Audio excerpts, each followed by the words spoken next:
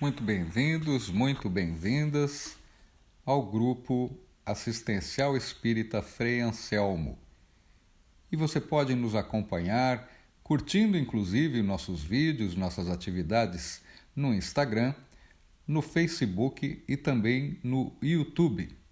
Acompanhe as atividades do Frei Anselmo e vamos nos instruindo e progredindo junto com o conhecimento. E para nos harmonizarmos, antes de falarmos sobre o tema de hoje, vamos nos interiorizando, nos afinizando com as forças mais sutis, as forças do bem, sentindo estes eflúvios positivos que nos harmonizam as ideias, os pensamentos. Vamos acalmando o nosso coração, a nossa respiração, nos preparando para que possamos aproveitar ao máximo os comentários que serão explanados no dia de hoje. Este dia que nós somos gratos e gratos estamos pela oportunidade de estarmos reunidos para os ensinamentos do nosso querido Mestre Jesus. Hoje, mais uma vez, vamos dando continuidade aos estudos do livro psicografado por Chico Xavier, através do Espírito Emmanuel, Vinhas de Luz. Capítulo 62, Vinhas de Luz, Resistência ao Mal. Eu, porém, vos digo que não resistais ao mal. Jesus, em Mateus, capítulo 5, versículo 39. Os expoentes da má-fé costumam interpretar falsamente as palavras do Mestre com relação à resistência ao mal. Não determinava Jesus que os aprendizes se entregassem inermes às correntes destruidoras. Aconselhava a que nenhum discípulo retribuísse violência por violência. Enfrentar a crueldade com armas semelhantes seria perpetuar o ódio e a desregrada ambição do mundo. O bem é o único dissolvente do mal, em todos os setores, revelando forças diferentes. Em razão disso, a atitude requisitada pelo crime jamais será a indiferença, e sim a do bem ativo, enérgico, renovador, vigilante e operoso. Em todas as épocas, os homens perpetraram erros graves, tentando reprimir a maldade, filha da ignorância, com a maldade, filha do cálculo. E as medidas infelizes, grande número de vezes, foram concretizadas em nome do próprio Cristo. Guerras, revoluções, assassínios, perseguições foram movimentados pelo homem, que assim presume cooperar com o céu. No entanto, os empreendimentos sombrios nada mais fizeram que acentuar a catástrofe da separação e da discórdia. Semelhantes revides sempre constituem pruridos de hegemonia indébita, do sectarismo pernicioso nos partidos políticos, nas escolas filosóficas e nas seitas religiosas, mas nunca a determinação de Jesus. Reconhecendo antecipadamente que a miopia espiritual das criaturas lhes desfiguraria as palavras, o mestre reforçou a conceituação, asseverando: eu, porém, vos digo. O plano inferior adota padrões de resistência, reclamando olho por olho, dente por dente. Jesus, todavia, nos aconselha a defesa do perdão 70 vezes 7, em cada ofensa, com a bondade diligente, transformadora e sem fim. E assim, nós podemos interpretar as palavras do Mestre, começando pela própria frase, não resistais ao mal, sabendo que o enfrentamento direto, através da mesma atitude, ou seja, nós levamos uma ofensa, então ofendemos, nós levamos uma ação física e devolvemos com a mesma ação física. Não é assim que um pai educa um filho desobediente e ainda ignorante. Quando nós devemos corrigir uma criança que faz algum tipo de maldade, por nós interpretada como maldade ou falta de consciência, nós corrigimos de que forma? Com violência? Com a mesma maldade? Se a criança vai dar um beliscão num nenê, numa criança menor, nós vamos lá e beliscamos essa criança? De forma alguma. Nós mostramos que aquela atitude não é correta, não vai trazer frutos positivos e muito menos vai acalmar aquela intenção daquela atitude negativa. Ou seja, se nós revidarmos com a mesma intensidade e com a mesma atitude, nós vamos propagar aquela ideia de fazer aquela ação negativa. Trocando em miúdos, se nós beliscarmos a criança que beliscou a outra menor, essa criança vai entender que quanto mais forte o beliscão, mais autoridade ela possa ter em determinado momento. Então, o mal nunca se paga com o mal porque ele não educa, ele não corrige. E se nós fazemos dessa forma, nós estamos também externando uma maldade interior. E o que nós devemos saber a partir da tomada de consciência é corrigirmos a nós mesmos. E nada melhor do que fazermos, pagando com o bem, um mal que nos é feito. Disse um filósofo que para mudar um regime social seria necessária uma revolução.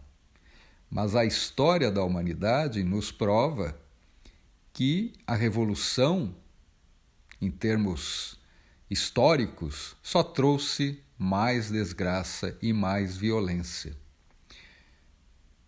Então, a tomada de armas para derrubar um regime duro, tirano, não vai trazer a paz. Ela vai trazer mais revolta por aqueles que sofreram a investida.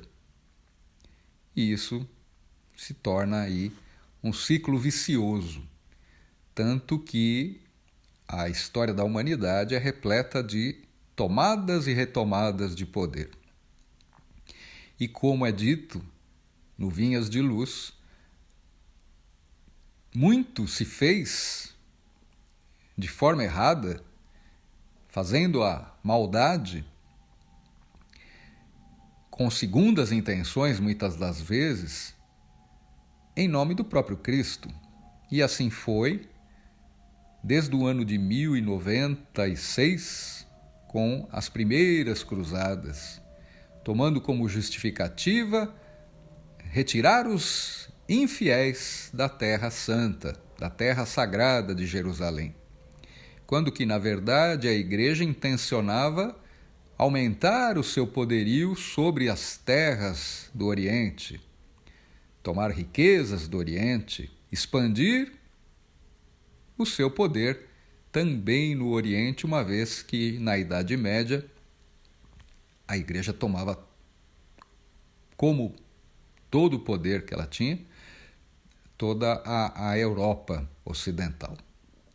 Enfim, muitas passagens revelam que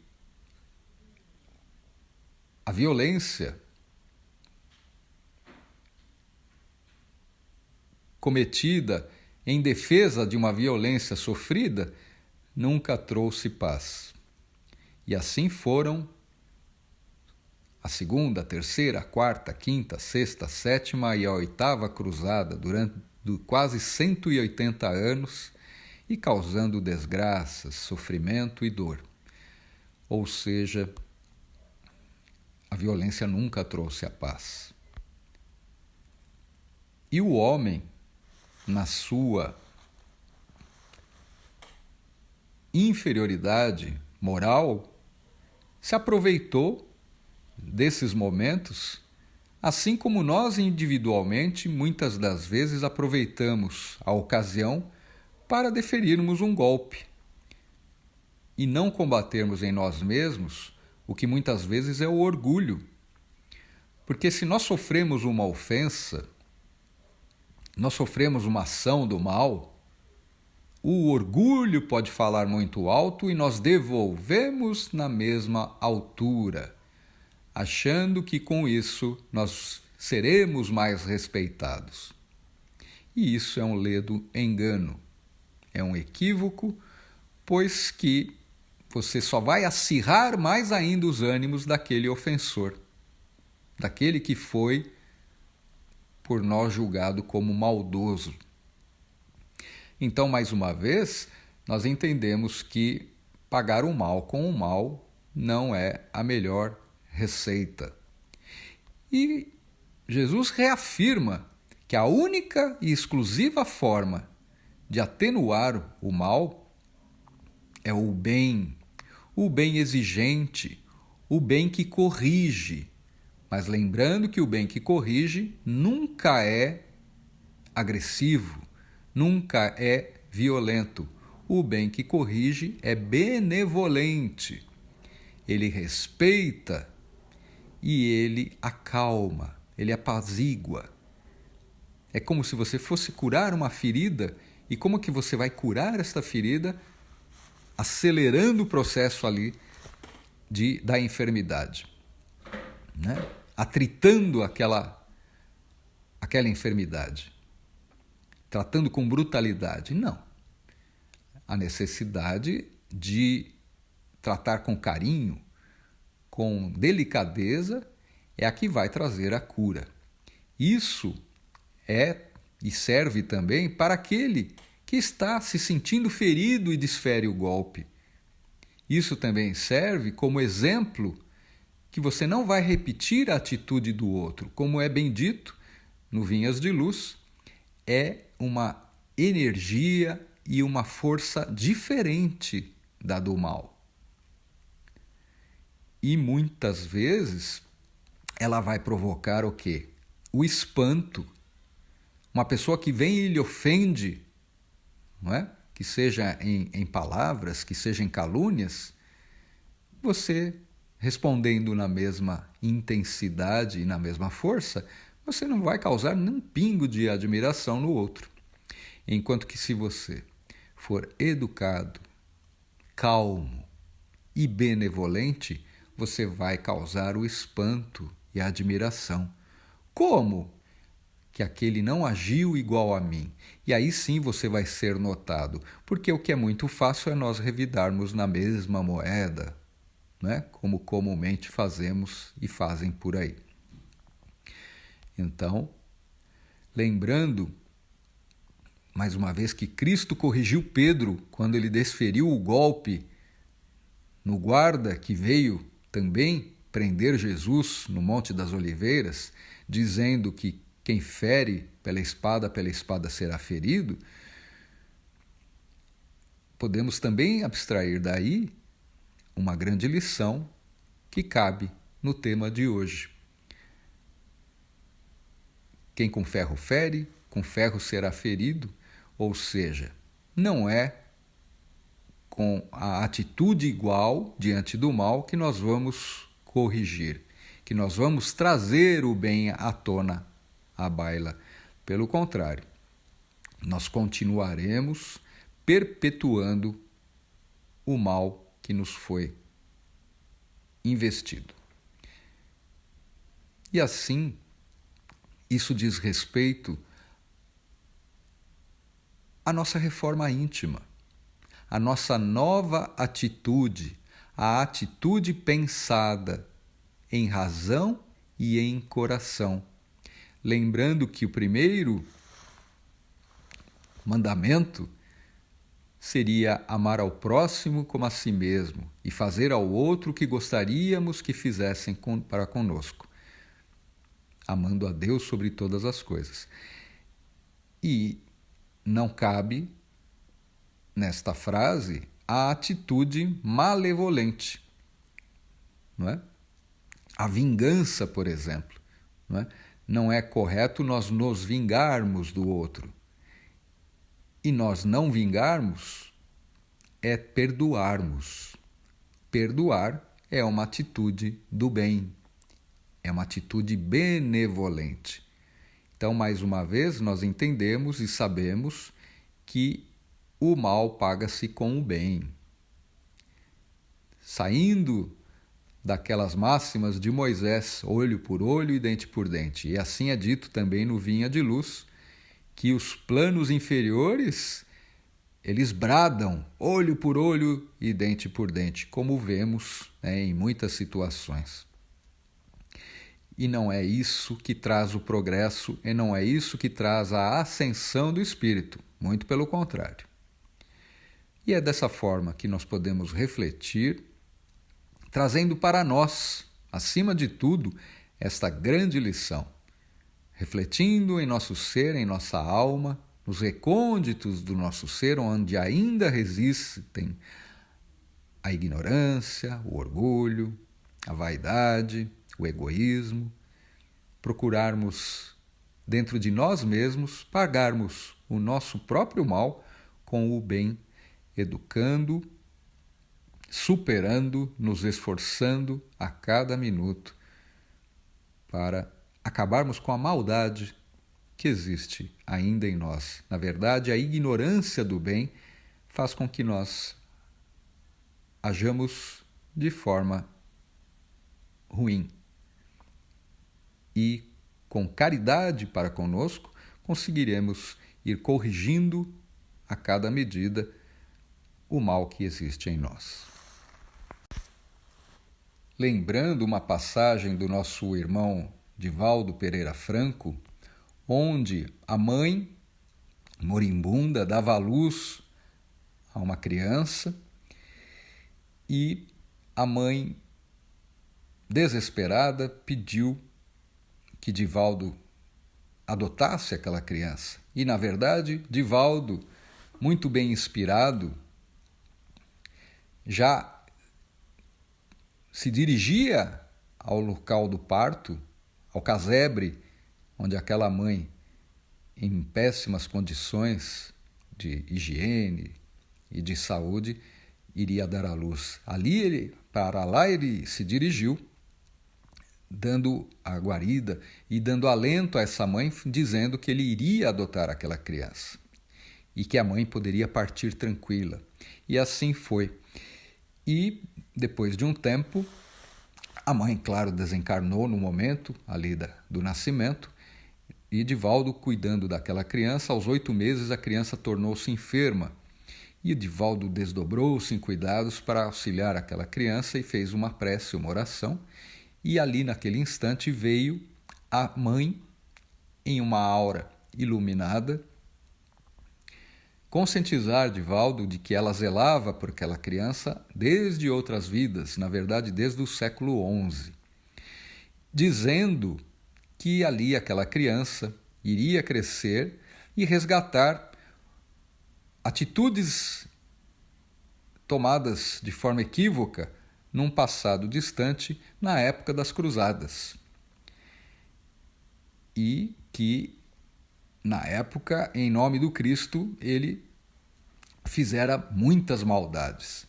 Então, esta criança iria ter ali uma saúde comprometida, ia passar por alguns momentos, alguns dissabores, sendo que ela já vinha pagando esses pecados, né, se podemos dizer assim, tendo até uma das últimas encarnações com a hanseníase, mas que naquela vida ela iria ter alguns sofrimentos e ia corrigir-se mais ainda.